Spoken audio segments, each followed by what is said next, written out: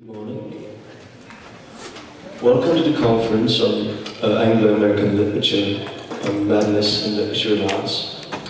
This is our third year for the conference. It's been a lengthy process. It's been at times really stressful, at times really fun, really joyful. And here we are. It's been really busy until the very last moment. We have really interesting, exciting papers that we want to hear about. We're really much interested in, and we do hope that you have fun during your stay in Ankara and throughout the conference. So without further ado, I once again welcome you to the conference, and I'd like to invite our English language and literature head of the department, Miss Kurtuluş.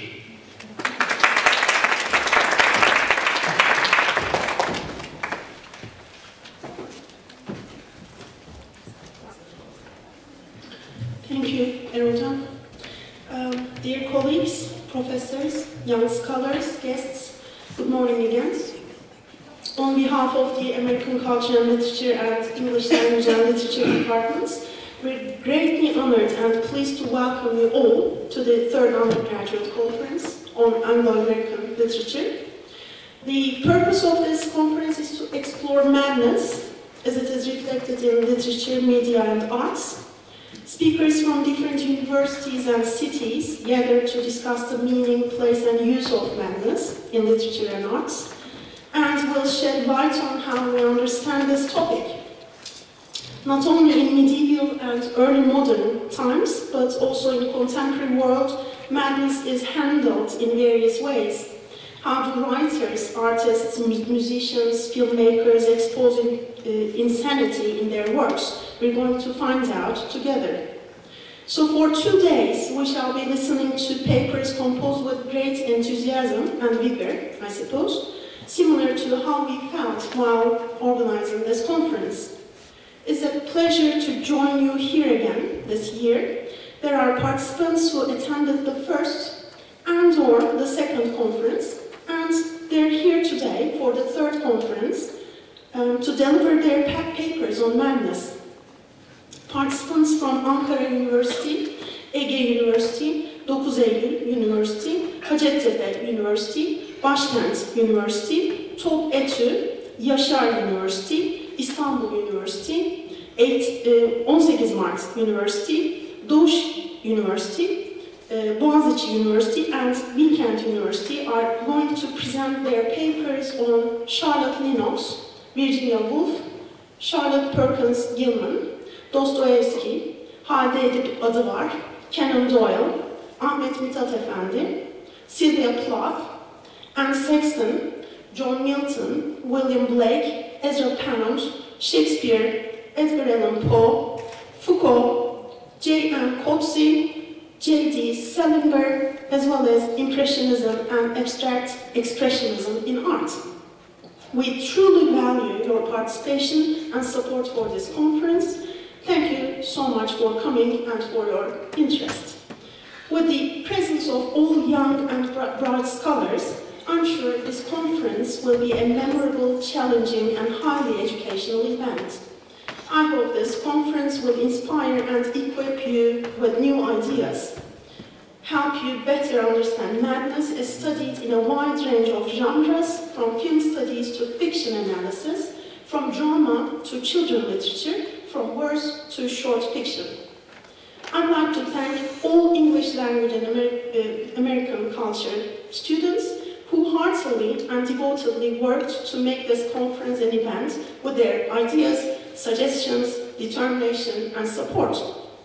Academic and social committees worked diligently through meetings to make this conference an accurate academic event.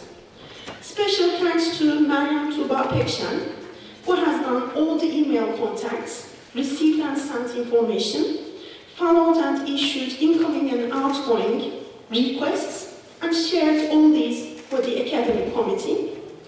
She did all the paperwork and acted as the assistant conference president.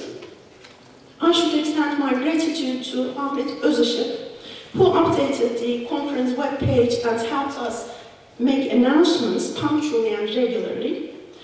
Nilüfer Gökmen, who edited the abstracts and short bios, made corrections and provided us with support as a member of the academic committee.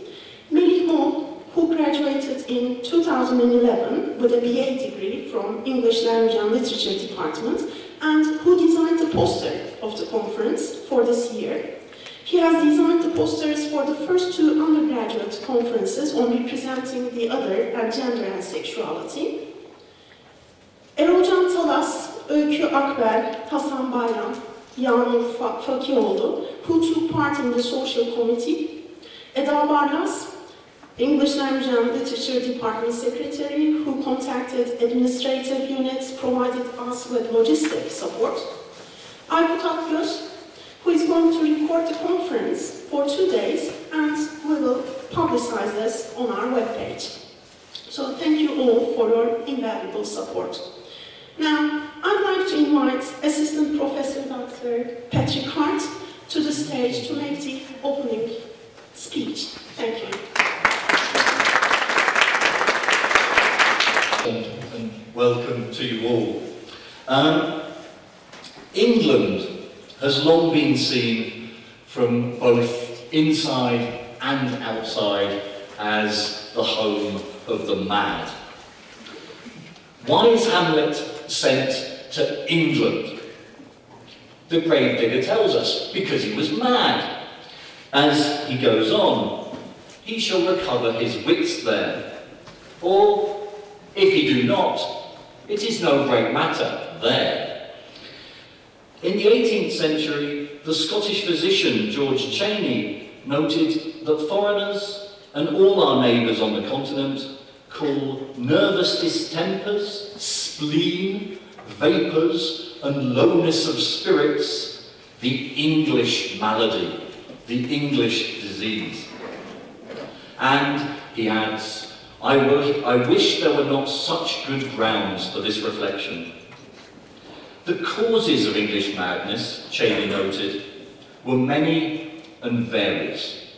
They included the moisture of our air, the variableness of our weather, the rankness and fertility of our soil, the richness and heaviness of our food, and living in great, populous, and consequently unhealthy towns.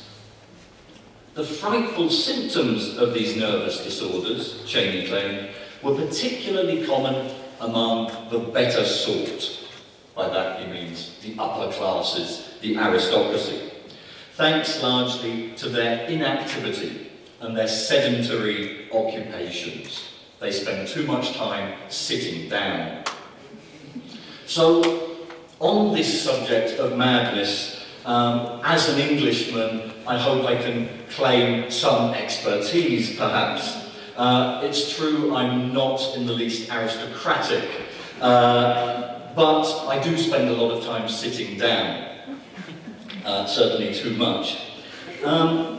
But I'm also beginning with this idea of England as the home of madness, because I think this particular discourse, which links national identity and individual psychology, offers us one way of focusing attention on how madness troubles, fuses, and confuses our ideas of inside and outside, of self and society, identity and difference. And I think it's one reason I really like our poster, that it gets something of that inside and outside of spillage. So what are the origins of madness? Does it come from deep within us? Is it the coming to the surface of a deep truth that is always lurking there? Or does it come from outside? Is it a gift from the gods, nobler than normal sense, as Plato argues in the Phaedrus? Or is it a curse from the gods, what they send to those they intend to destroy? This is Euripides argument? Or is it a result of the pressures of society? Or even, as Cheney suggests, of the weather or the food? To begin with, I think it's interesting to notice that it's a Scot who describes the English malady, but who, in doing so, identifies himself through his personal pronouns with the sufferers of this malady, our neighbours, our weather. And the full title of his work is The English Malady, or A Treatise of Nervous Diseases of All Kinds, with the author's own case. He includes himself in this category. Cheney chooses to place himself within the nation of the mad, when he might, conceivably, as a Scot, place himself without, outside. Yet, by doing this, by including himself, he's enabled to explain his own case, his own madness, through external causes, whether that's the weather or the food or all the other terrible things about England, rather than as something inherent in his character, deep buried in his self. He keeps his madness, if you like, at arm's length. To take another example, a properly English one. In his Letters from England, the Romantic writer and poet laureate Robert Southey adopts the persona of a visiting Spaniard. By doing so, he implies that the Devonshire prophet of God, Joanna Southcott, a woman who was wandering the country, prophesying, was in actual fact completely mad. Describing her behaviour, the Spaniard writes, "This frenzy would have been speedily cured in our country," Spain. "Bread and water, a solitary cell, and a little wholesome discipline. Mark the difference in England. Nobody in England interferes, and so she continues with her wild visions, her prophecies." Here, the Englishman's taking on of a Spanish voice allows him to make fun, implicitly, both of continental unfeelingness and cruelty, the Spanish way, and also of English tolerance of madness, or at least extreme eccentricity. Again, it places the author both inside and outside both discourses, speaking from within and without the nation of lunatics. So, 100 years later, at the start of the 20th century, the discourse of England as the land of the mad takes a new turn, a new direction. The psychiatrist Theo Hislop was just one of many who expressed the fear that England is in danger of becoming the asylum of the world. For Hislop, though, madness was not a disease native to England. It's not an English disease. Instead, he argues, misguided hospitality is being extended to alien degenerates, and the mentally perverted from across Europe and beyond are flooding into Britain, transforming it into a land of undesirables, his word. I think this discourse finds its latest mutation, unfortunately, in contemporary England, in the xenophobic fear of the political asylum seeker. This sense that Britain is being transformed into some kind of asylum. Both these discourses are trying to externalize the threat of madness, a threat that this little history, I hope, shows was originally seen as something native, something deep within our English selves. So it's because it helps us to remember that this English malady is not only out there, but also in here, within all of us, whether we are English, American, Turkish, or anything else, that I'm happy that we have madness as our title here for the conference.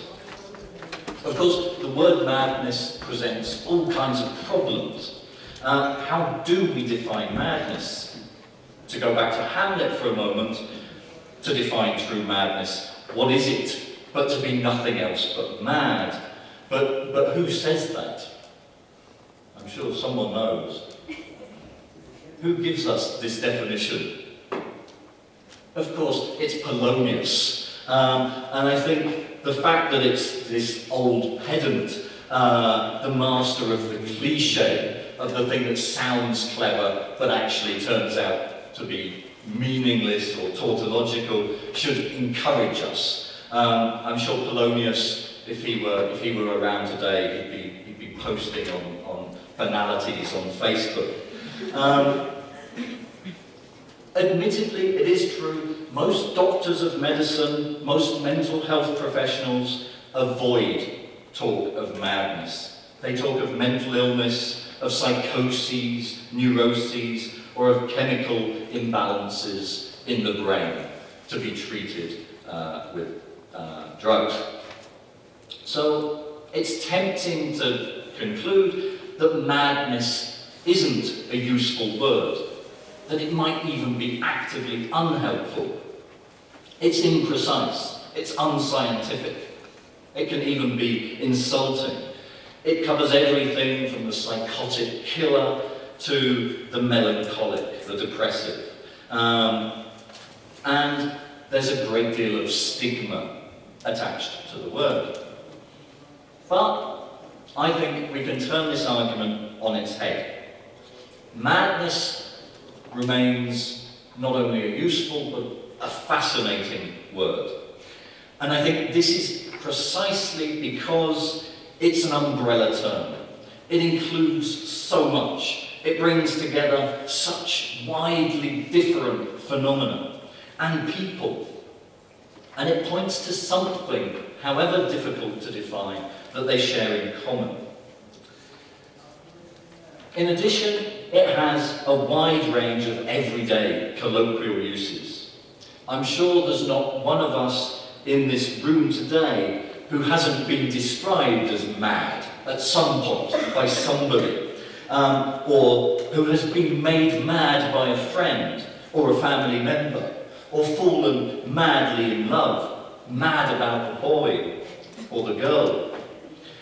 The Oxford English Dictionary, which I'm always telling my students to go to,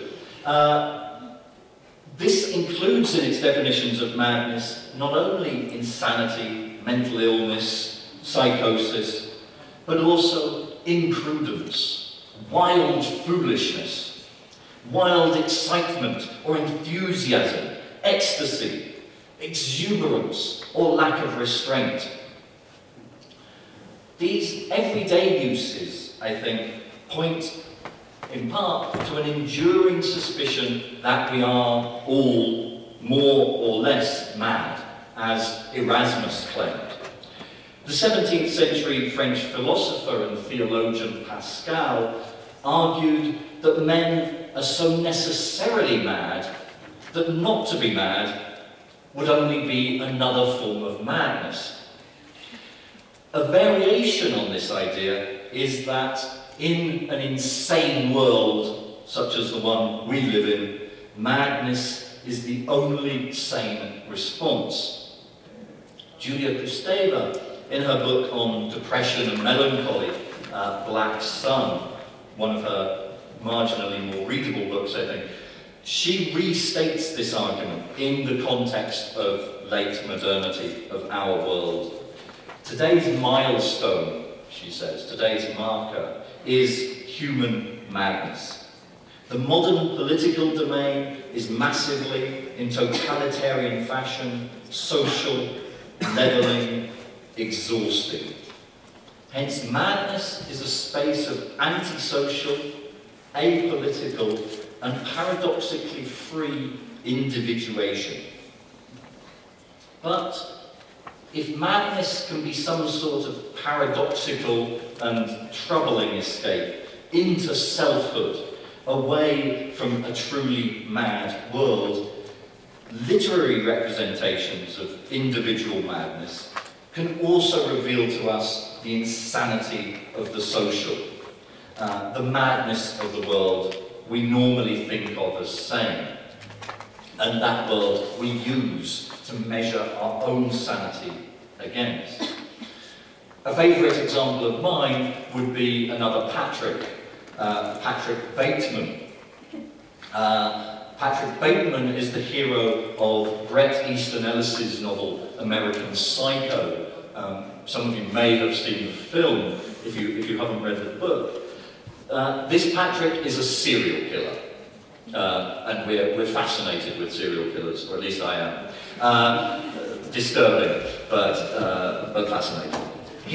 Patrick Bateman's psychotic behaviour pushes, as the novel makes clear, it pushes to a kind of extreme rational conclusion, the logic of the rampant neoliberalism of the Wall Street of the 1980s, of our empty consumerism, of our radical alienation. So madness then perhaps is about what we let inside ourselves and our societies, and what we keep or let out, and what refuses to accept our attempts at policing that border. For Michel Foucault, about whom I know we're going to be hearing some more in this conference, the whole history of Western culture is that of reason's expulsion from the field of culture of everything outside it, everything outside reason, which is then defined as madness. But madness occurs when what has been pushed out pushes its way back in. Last week here at Bill Kent, we were lucky enough to have Professor Rosanna Muller here from Chicago, speaking on Latin American women writers. And her talk reminded me of one of my favourite Latin American women writers, who she didn't actually mention, the Brazilian Clarice Lispector, and sorry for my pronunciation if any of you know Portuguese. In her book, The Passion According to G.H., Lispector describes psychological breakdown in these kind of terms. Life was taking its vengeance on me, and that vengeance consisted merely in coming back, nothing more. Every case of madness involves something coming back. People who are possessed are not possessed by something that just comes, but instead by something that comes back. Sometimes life comes back. In Freudian terms, of course, this is something close to the return of the repressed, of what we once failed to recognize, to claim as ours, coming back in monstrous shape to bite us, to terrify us, to disturb us. And it's perhaps the artist's ability to look this monster in the eye, sometimes at the cost of her own sanity, perhaps to be both mad and sane at once, that makes her special. As the English Renaissance poet Michael Drayton wrote of Christopher Marlowe, that fine madness still he did retain, which rightly should possess a poet's brain. I'm painfully aware of everything that I haven't talked about here. I haven't talked about erotic madness, really. For example, Pedro Calderón de la Valle's insight that when love is not madness, it is not love. I haven't talked about the profound connections between melancholy, depression, and artistic creativity. I haven't talked about the gendering of madness, or much about the use of madness for social control as a label. But I think, from what I've seen, that's for you to do. And I'm looking forward very much indeed to hearing everything you're going to be saying. I hope you find this a stimulating and a rewarding conference. I'm sure I will. Thank you.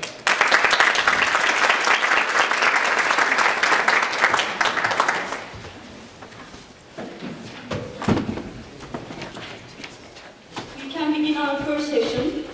Our first speakers are Tarık, Gülcü, Hande and Enver Yunusoğlu. Please come. Let me introduce Tarık Gülcü. He was born in Istanbul in 1984. He graduated from the Department of English Language and Literature at Çankaya University with the highest grade average in 2008. In the same year, he started his AMER education in the Department of English Language and Literature at Hart University. He got his AMER degree in 2011 with the thesis entitled Political and Social Satire, Henry Fielding's Jonathan Wild and Tobias Smollett's Humphrey Clinker. Currently, he is a PhD student in the English Language and Literature department at Ankara University. His major interests are postcolonial literature, English novel, and literary theories.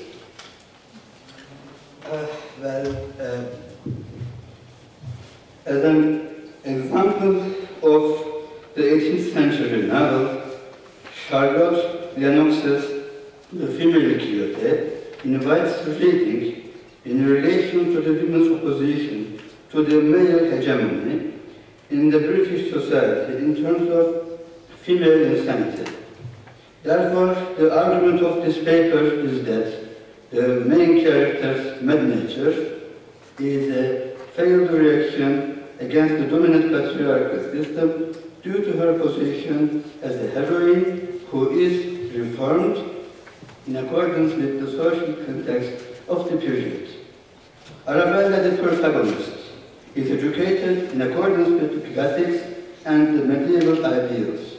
For that reason, the narrator suggests in the first chapter of the first book of the novel that, quote, the best masters of music and dance were sent forth from London to attend her. She soon became a perfect mistress of the French and Italian languages under the care of her father, unquote. Besides this elevated education, she also gets interested in the medieval context. Accordingly, her father, the Marquis, quote, permitted her, therefore, the use of his library, in which, unfortunately for her, were a great store of romances, and what was still more unfortunate, not in the original French, but very bad translations, unquote. The romances which the central character produces are considered here as unfortunate, since they cause Arabella to confine herself to the timeline in which they were written. In Martha Covendy's words, quote, because she has never experienced any kind of public or social life, she readily accepts the depictions that come to hand. She cannot discriminate between real and false knowledge, unquote. As a result, instead of conforming to the 18th century social circumstances, she bases her life on the ideals of the medieval romances. This formulates the basis of her quixotic trait, which is perceived as madness within the 18th century social milieu. As Patricia L. Hamilton argues, quote, at any rate, the deficiencies in Arabella's environment contribute to her faulty education. She learns reading, writing, French, and Italian from her father, but since Arabella has had no opportunity for experience and observation, she lacks the rudimentary notions of how contemporary English society operates, unquote. As a consequence of her alienation from the 18th century British society, Arabella views the individuals and their deeds from the perspective of the heroes or heroines in the romances she reads. In the novel, she encounters a number of men who are interested in her. She expects them to treat her like a noble lady. Due to her quixotic essence, she turns out to consider them as potential seducers. The first example for this method is related to Mr. Kirby. The narrator reflects the situation in the third chapter of the first book as follows.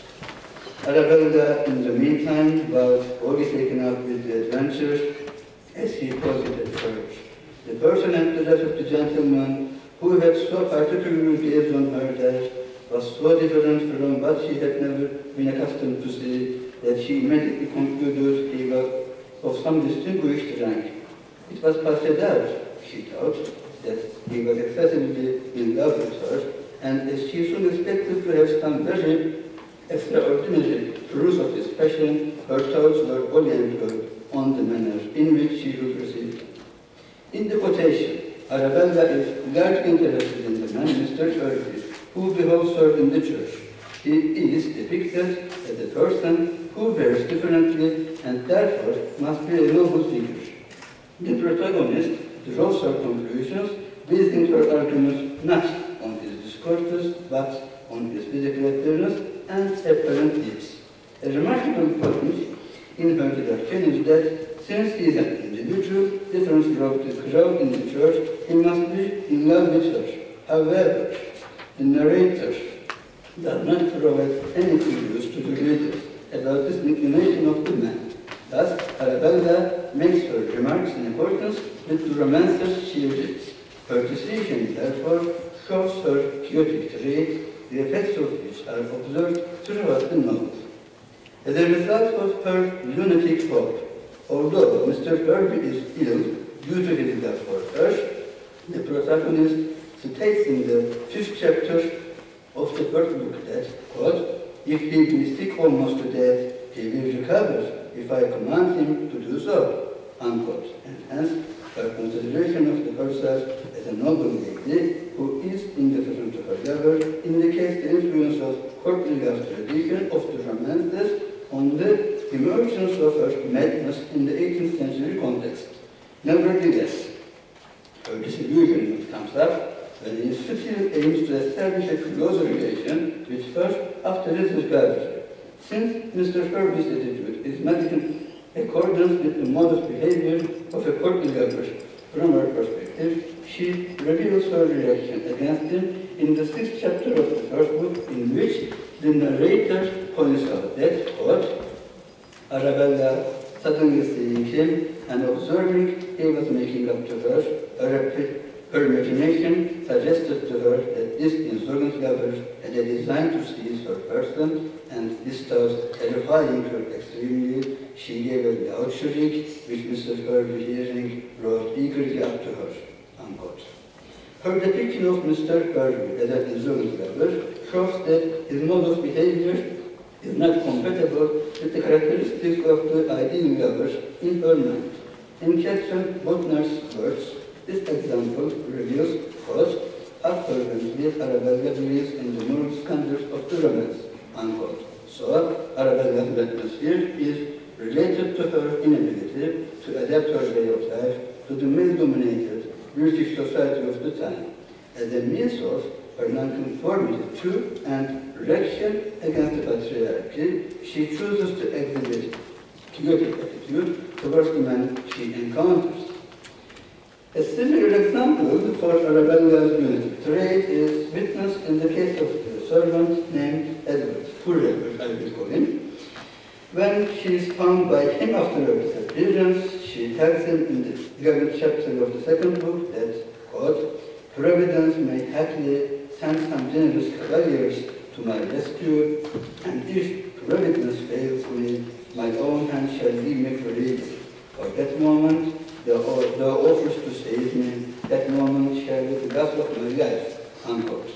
In this response to this version, her expectation for a cavalier to rescue her life proves her quixotic characteristic, which leads to her madness. The lunacy Arabella shows that led her to Gülcü as an opposition to Mr. Öykü is a resistance against Enver, who represents the patriarchy in the British society of the 18th century. Briefly, in Susan Stay's words, the protagonist's, quote, folly is the result of reading foolish literature, unquote.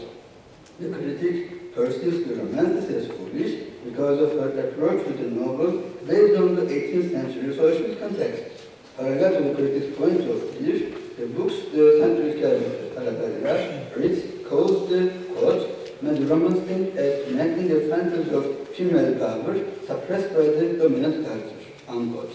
At this point, Mr. Greenwood comes up as a significant figure to cure Arabella of her insanity by leading her to confront the patriarchal system. In order to begin her treatment, he becomes aware that, quote, Arabella's power over men depends entirely on her ability to inspire them with a desire to ingratiate themselves with her by imitating her model, unquote, which is based on the romances reflecting the medieval Portugal tradition. Accordingly, his efforts to subvert her inclination are witnessed throughout the novel. Greenwood's first attempt is to refute the main character's point of view about the expression of love to a lady in the 11th chapter of the first book. However specious your arguments may appear, interrupted Arabella, I am persuaded it is an unpardonable crime to tell a lady you love her, and though I had nothing else to believe, yet the authority of customs appeared to prove it. Customs, Lady Bella had begun smiling, is wholly on my side. For the ladies are so far from being displeased as the average of the lovers that their chiefest care is to gain them, and their greatest triumph to hear them talk of their passion. So, madam, I hope you will allow that argument has no force. I don't know, answered Arabella, what sort of ladies they are who allow such unbecoming liberties, but I am certain that Statira, Parisatis, Sylvia, Hande, and all the illustrious heroines of antiquity, whom it is a glory to resemble, would never admit of such discourses. In the dialogue between the main character and Hande, the subject matter is the approach of the two characters to the way of the expression of love to a woman and her response to it. From Arabella's perspective, it is not ethical to suggest love for a lady explicitly because of the impact of the romance on her mind. Sharon Smith's failure explains the cause of the protagonist's attitude, claiming that, quote, believing the text, she read to be accurate representations of her world, Arabella imagines that she herself is a romance heroine, and like these heroines, she resists rich and seeks adventures, unquote. However, Gülcü argues that Custom is completely on his side because he is the character that conforms to the dominant patriarchal system of the 18th century. Despite his discourses, Arabella's reference to the heroines of her books indicates her resistance in order to continue her chaotic attitude and protect her female identity within the male-dominated society. Therefore, her insanity is a reaction against the hegemony of man in Britain's social context in that period, and Gülcü's efforts are also important in that their aim is to get the main character adjusted to the social context. His second attempt is observed in relation to the book the protagonist reads. In the 12th chapter of the first book, the narrator suggests that, quote, Arabella, making her woman, placed the books upon the table before her, opened them one after another with eyes sparkling with delight, while Gülcü sat wrapped up in admiration at the sight of so many books folios written as he conceived upon the most reverent subject imaginable. His consideration of the romances as the books written on the most reverent subjects reflects his adaptation to the 18th century social milieu, whereas the sparkling of Arabella's eyes of delight for these books represents her nonconformity to the social systems of the period. As a result, Gülcü remarks that, quote, I cannot help believing the lady the star of Gülcü complains of for her great curiosity, unquote, in relation to a lover's near Orombate's response to Strategic influence to his love. Along with Gülcü, the contest in London also tries to cure the central figure of the novel. She puts emphasis on Arabella's favor for the medieval ideals, stating in the 7th chapter of the 8th book of the work that custom changes, quote, the very nature of things, and what was honorable 1,000 years ago may probably be looked upon as infamous now. A lady in the heroic age you speak of would not be thought to possess any great share of merit if she had not been many times carried away by one or other offer instrument levels, unquote. The third and most influential character on Arabella's recovery from Quixotism is the Dokuz. His argument for her recovery from her problem is based on the idea that, quote, romances are guys hence morally dangerous as well as ethically flawed, unquote.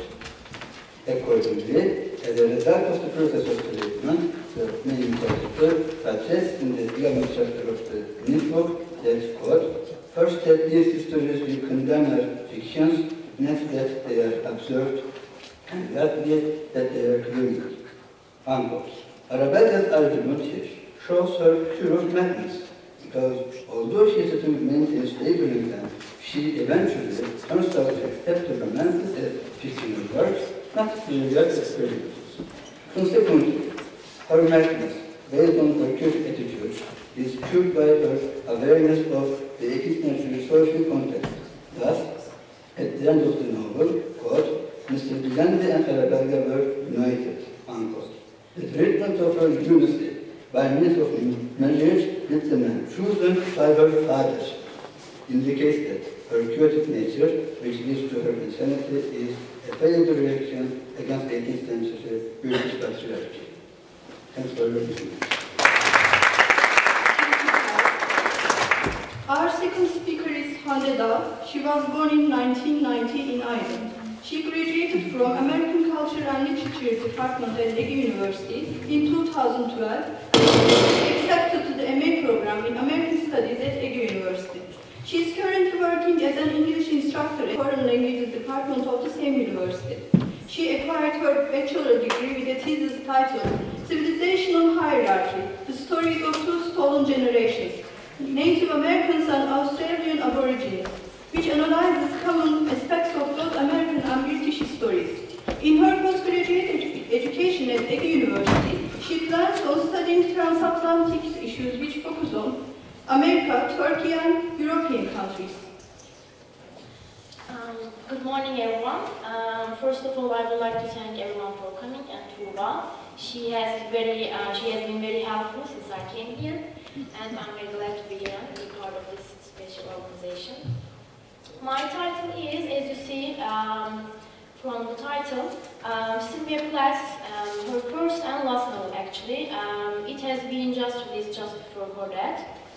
As it is known by many, Sylvia Plath is one of the most striking figures of her time. In the Belgium, as a woman who refuses to live attached to the mainstream norms of the society, Sylvia Plath depicts a picture of herself and the situation of women in general during 1950s. Even though Plath's suicide is considered as madness that turns her into a tragic heroine, but indeed, her madness becomes a tool which destroys all so-called values of a patriarchal society. In this sense, my article explores how Plath's identity crisis as an individual and a mother have become more problematic, which will be discussed in the light of her biographies, scholars' articles, and her novel, of course, The Belgian, that became a classic of American literature. First of all, I would like to begin with the basic definition of madness. According to the Oxford Dictionary, madness is a term as being mentally ill, unable to behave in a reasonable way. However, the meaning of madness and its definition vary from era to era, but this doesn't change the fact that it is always referred as feminine. One can easily point out that it is crucial to analyze Plath's biography and the mainstream values of the 1950s before trying to understand and comment upon her piece of work. Born to middle-class parents in Jamaica Plain, Massachusetts, Sylvia Plath published her first poem when she was 8. Sensitive, intelligent, composed for perfection in everything she attempted. She was on the surface a model daughter, popular in school, winner of the best prizes. By the time she entered Smith College on a scholarship in 1950, she already had an impressive list of publications, and while at Smith, she wrote over 400 poems according to the data on the internet. As a mother and individual, Plath suffered from depression for much of her adult life, which had begun in early years. Shortly after her marital separation from her husband Tattoos, as a result of adultery in 1962, her mental illness deteriorated. Her former suicidal attempts and the dissatisfaction with her emotional life eventually prepared her ultimate end, and she was found dead of carbon monoxide poisoning in the kitchen with her head in the oven. Sylvia Plath's semi-autobiographical novel, published in 1963, aroused a great deal of attention after her tragic end. Just before her death, Plath had described the book to her mother with these words, quote, "What I have done is to throw together events from my own life, fictionalizing to add color. It is a pot boiler really, but I think it will show how alterated a person feels when he is suffering a breakdown. I have tried to picture my own world and the people in it as seen through the distorting lens of a Belgian." Unquote. In the novel, the protagonist and the narrator, Eshter Greenwood, learns from madness and graduates from a mental institution, according to some scholars. The Belgian is not simply about male oppression in the 1950s. It also deals with the topic of mental illness. In ECT, a low electric charge is passed through a patient's body to cure such illnesses as depression and schizophrenia. Like Eshter in the Belgian, Sylvia Plath also received ECT. In the novel, it can be seen that Eshter doesn't fit the ideal role of mother woman, where she feels trapped in society's social expectations, like Plath does. In the 15th chapter, Plath portrays a ship or a street cafe in the mood of herself, with her protagonist with these words, quote, "Wherever I stand on the deck of a ship or a street cafe in Paris or Bangkok, I will be sitting under the same glass Belgian, steaming in my own sore air." Throughout the novel, it can be observed that the protagonist is in a clash between her own state of mood and strict society rules that makes her totally passive. It is clear that patriarchy has undermined the female identity of Plath states in her novel. From another distant mind, I saw myself sitting on the breezeway, surrounded by two white clapboard walls, a mud orange bush and a clump of birches, and a box hedge, small as a doll in a doll's house. Unquote.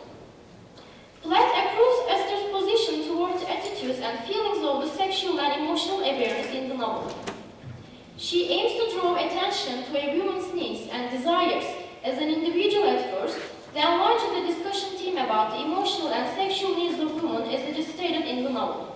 Quote, "I couldn't stand the idea of a woman having to have a single pure life and a man being able to have a double life, one pure and one not." Even in the 1950s, the pressure was quite dominant over women that they had to possess some virtues like in the Victorian age.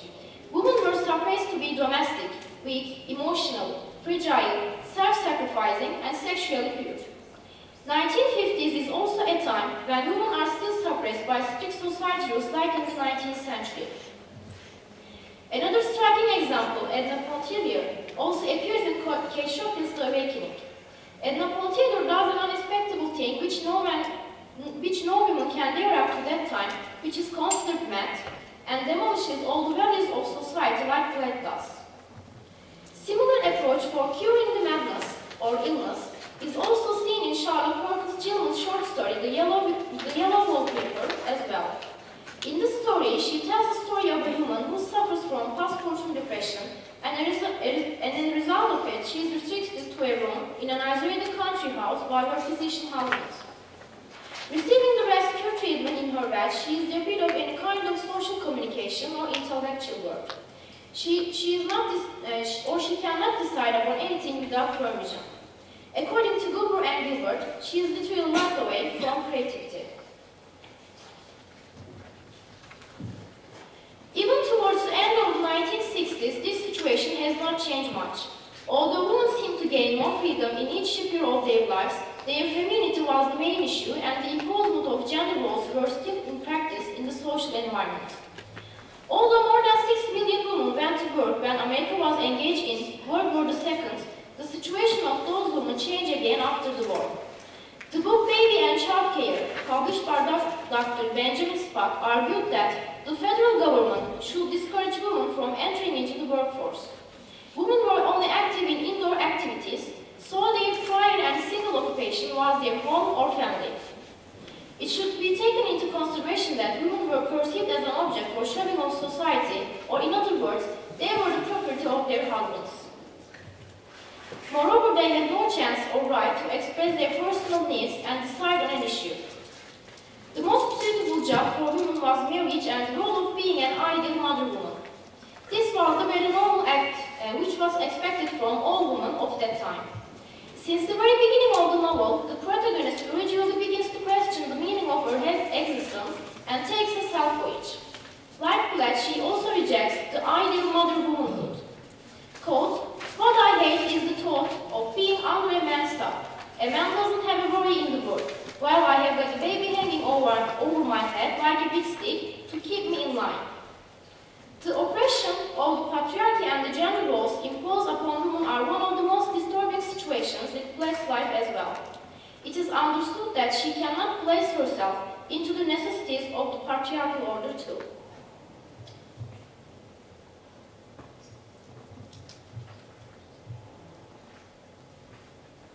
Excuse me for the... Okay. In the novel, she also criticizes women who shape themselves according to the norms of the society. I smell the mingling of pablum and sour milk and soul casting dippers and felt sorrowful and tender. How easy having babies seemed to the women around me. Why was I so unmaternal and apart? Why couldn't I dream of devoting myself to a baby after fat-pulling baby like Dodo Conway? If I had to wait on a baby all day, I would go mad. It is also another irony that the protagonist is at a mental institution while she questions her state of mood. With this sentence, Plath implies that women are perceived as mad or abnormal people who don't behave according to the expectations of the society. In this sense, Plath uses the society's concept of madness as a weapon against the patriarchy. Throughout the novel, Plath argues that women are oppressed between their own souls and the society's social codes. She states that, quote, "The trouble was I hated the idea of serving men in any way. I wanted to dictate my own thrilling letters," unquote. Unless they do not fulfill the expectations of the mainstream, they couldn't hold a respectable place in society and were not accepted. What the Belgian ultimately showed is a woman struggling to become whole, not a woman who has reached some sense of stable self. According to Anne's spread archetypal patterns in women's fiction, she argues that even the most conservative women authors create narratives manifesting an acute tension between what any normal human being might desire and what a woman must become. Women's fiction reflects an experience radically different from men's because our drive towards growth as persons is thwarted by our society's prescriptions concerning gender. We are outcasts in the land. In the last chapter of the novel, the process of self-awakening is completed. A bad dream. To the person in the bell jar, lying and stuffed as a dead baby, the word itself is the bad dream. Unquote.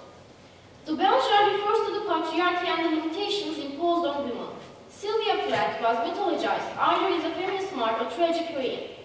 As discussed in the article, it is clear that her suicide is a challenge against the order that dismantles all the taboos of a patriarchal order, denying the roles that she was given. She rejects her role as a wife, a mother, and a superficial identity imposed upon her by the mainstream society, as most women feel in the 1950s. In one of her famous poems, Lady Lazarus, she perfectly accues her point of view about the dead to the embodiment of free will. Dying is an art like everything else. I do it exceptionally well. At the end of the novel, Plath completes her final awakening by committing suicide instead of being a part of social victimization and doesn't leave her own destiny to the society's hands. It is obvious that Plath's self-destruction is neither an issue of madness nor a surrender. On the one hand, by committing suicide, she challenges the era's fake values.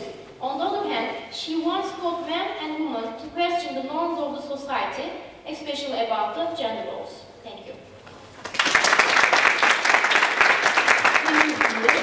Do you have any question or comment? Yes, Lurne. Yeah. I would like to ask both speakers just a quick question, both Tarık and Hande.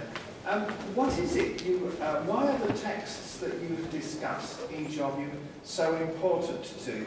Why do you personally like them, or why did you choose them? Can you answer me that question?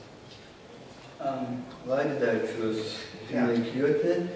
Because, first of all, we need to make it clear this Semi-Autobiographical is a matter of fact a parody of Cervantes' Don Quixote.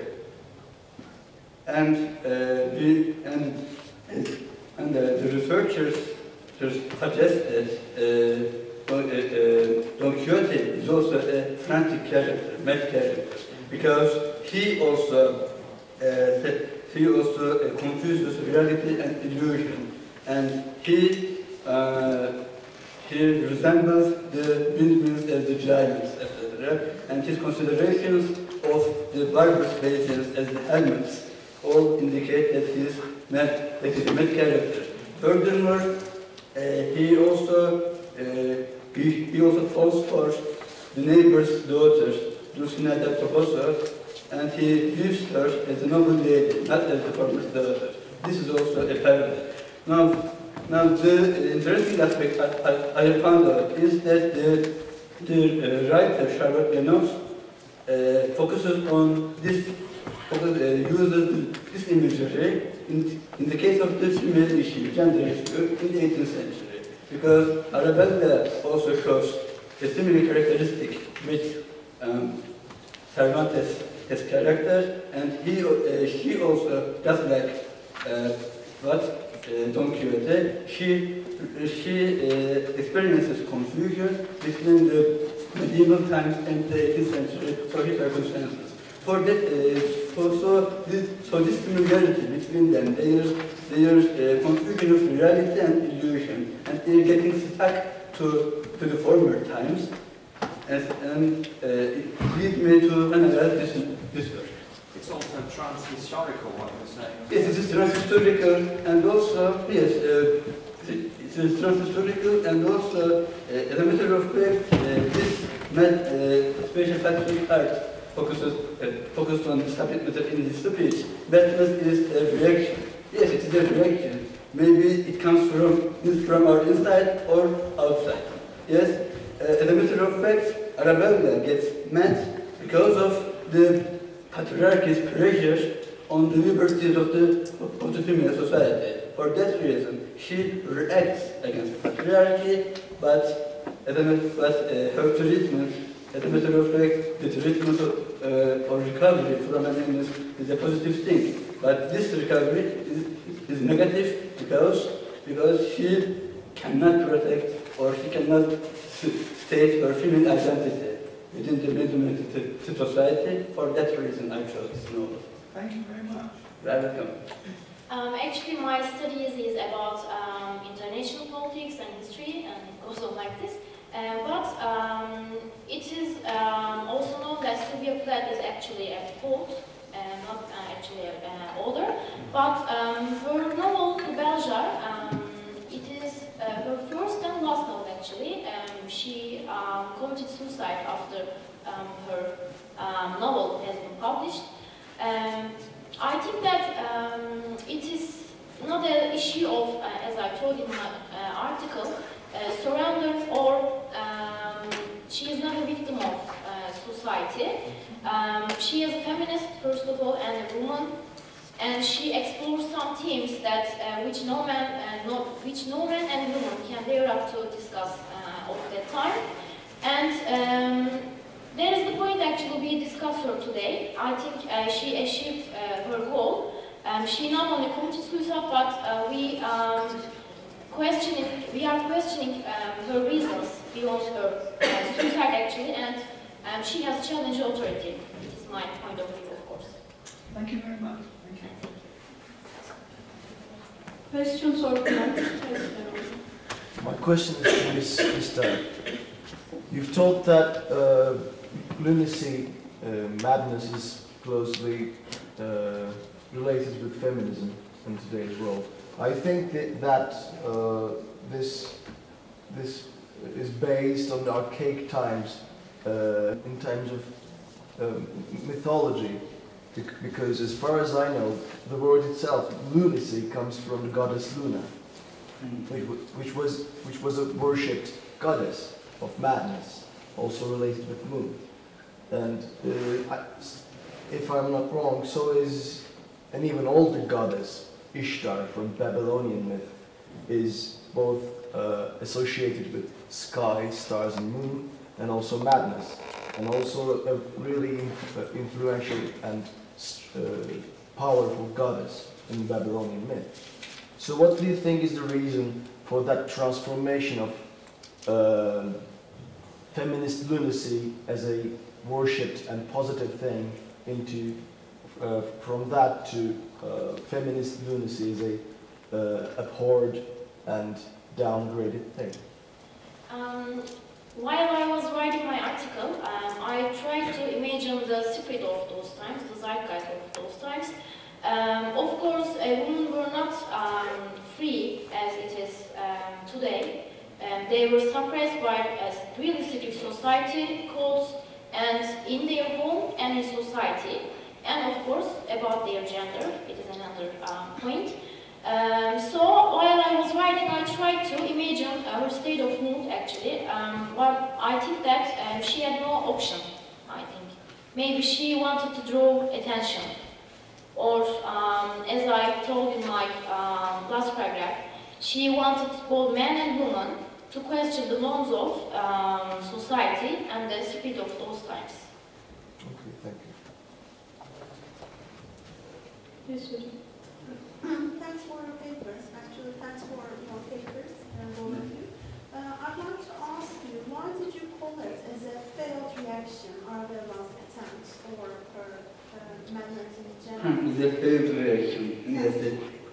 Thank you very much for your question. Well, yes, Arabella's reaction is a failed reaction because although she resists against the patriarchy by her chaotic traits, eventually she gets cured. And her recovery leads to her marriage with Misogynistic, who is the beloved or the husband chosen by her father, not by her own free will. For this reason, her treatment by means of marriage is a failed reaction, because her reaction cannot lead to her expression of the female identity. Therefore, she becomes an integral part of the patriarchal society. Do we read about their marriage at the end of the novel, or does it end as they got married? I read one of the quotations. It said Mr. Greenwood and Arabella were united, they say, and when the writer said united, then he elaborated on this issue and said and focused on their marriage for that reason. Thank you. Right. Any other question or comment? Yeah.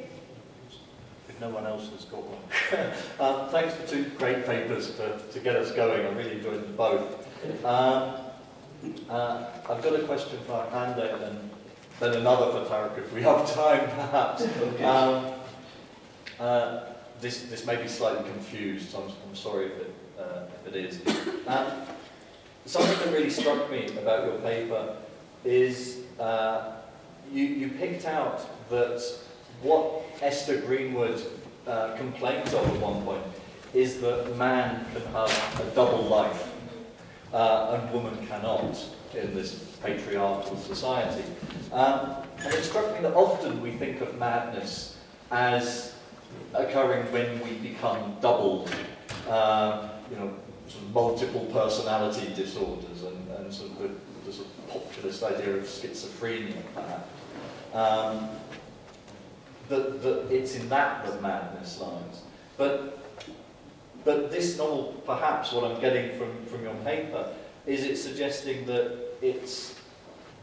sanity in some ways having the right kind of double life, the right kind of multiple personalities, if you like, and it's about the relationship among those personalities within us. At one point, Eshter, again, you quoted, she's watching herself from another detached mind, and that does seem a kind of hint of at least of mental instability, the sort of the wrong kind of division from oneself. And so the question really is, firstly, does that make sense in the, you know, I haven't read the novel for a long time, does it say anything else about that? Maybe I'll stop it there and see what you think about. She is actually criticizing the Victorian age gender roles and the society's expectations from women, of course. Even in the 1950s and even in the 60s, women are still suppressed. Of course, in 1920s, they received their ballots to vote in elections, but even though they have achieved some rights, let's say, they are still oppressed by their husbands or society's expectations, and they are still passive, actually, in the social environment. They are not free as men are, she states in the novel. One of the main issues of her is to have a baby, because when they come to a certain age, they were expected to be married and have at least 2 children and take care of their family and homes, and their jobs goes on like this, actually. So she tries to draw attention and criticize these norms of the society. That's why she chooses these topics. Also, she is also a victim of these social expectations, of course. Okay, thanks. Can I go? Is that, sorry, I don't want to. Yeah, really, again, this is perhaps a silly question. I don't know the text you've talked about very well, but is in these texts, you talked about the significance of, you know, the romances and you know, the parody of Don Quixote. Is reading in these texts, is it seen as a cause of madness, or is it a kind of symptom of madness, or do those categories just not really apply? Well, that depends on, I think, but as a matter of fact, throughout the novel, we as readers see that,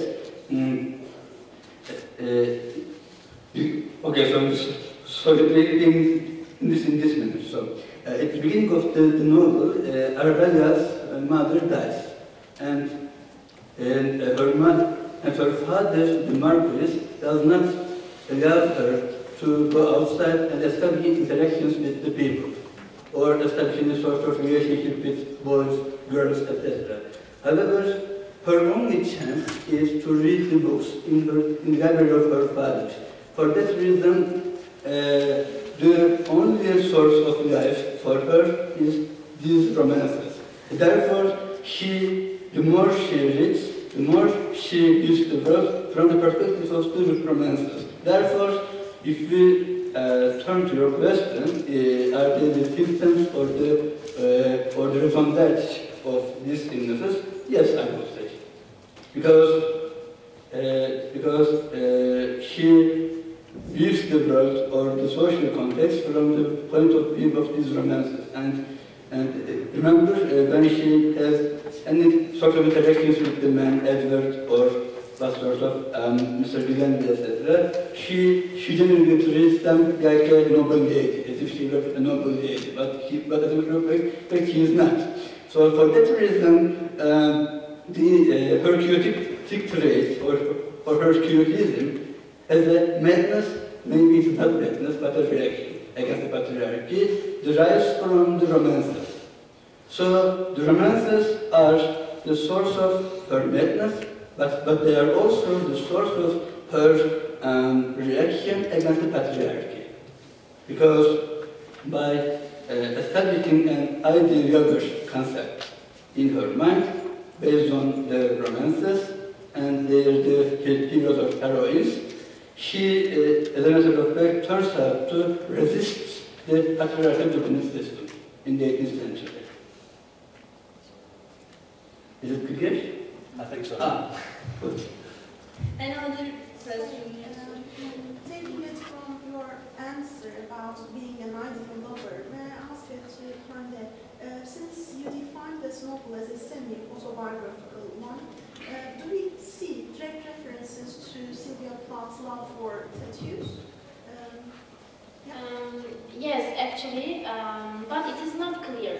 novel, she focuses on her character, Asst Greenwood. She tries to picture on Albert using her character, actually.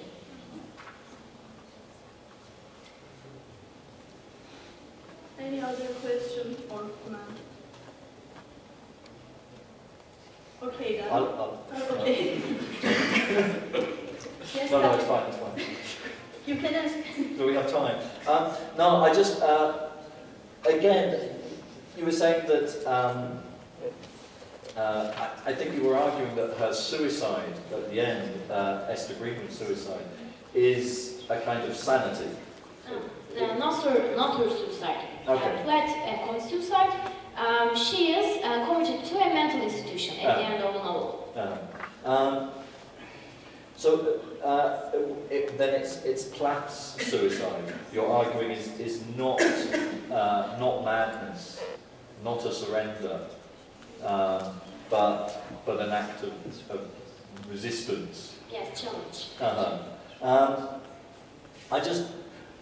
I think I feel a bit uncomfortable with that idea, maybe. That I can completely take the point, but isn't it also maybe paradoxically an expression of despair? I think you said at one point, although maybe in a different context, you talked of having no option. If suicide is the only way out, then what kind of challenge can suicide really be? She actually victimized herself. Maybe I'm a bit suicidal, maybe, because I considered that, of course, I tried to think of the zeitgeist of those times, but before beginning her novel, she has also some problems with her private life, both emotional and personal life. So I think that she actually used her character to define and describe her own world. And actually she is not decided to commit suicide. When I read her autobiography, she is not well decided, but I think that she has no option. It is my option. Can I just add a little bit to that? There was a recent bio come out about Sylvia Plath, which I think came out a couple of months back, which suggests that actually the inclination towards suicide was there when Sylvia Plath was in her childhood, that it was actually something that was a product of her family life and her background and whatever. So the decision to actually commit suicide or not whether to commit suicide wasn't actually a conscious decision. I wonder whether or not you'd want to comment on that. I'm not saying whether or not that's particularly true, but this is a construction that the biographer has recently put on. According to most scholars, suicide is accepted as a surrender, of course, but some of the scholars recently argue that actually her suicide is not a surrender, but it can be also viewed as challenge against the society. Of course, she had some attempts in her early years to commit suicide. When her father died, when she was, I guess, 10, and she firstly committed suicide when she was 10, actually. And she attempts one more time while she was at college and university, and then her major life ends up with her suicide. Thank you very much. Okay, we can finish now. Thanks for coming.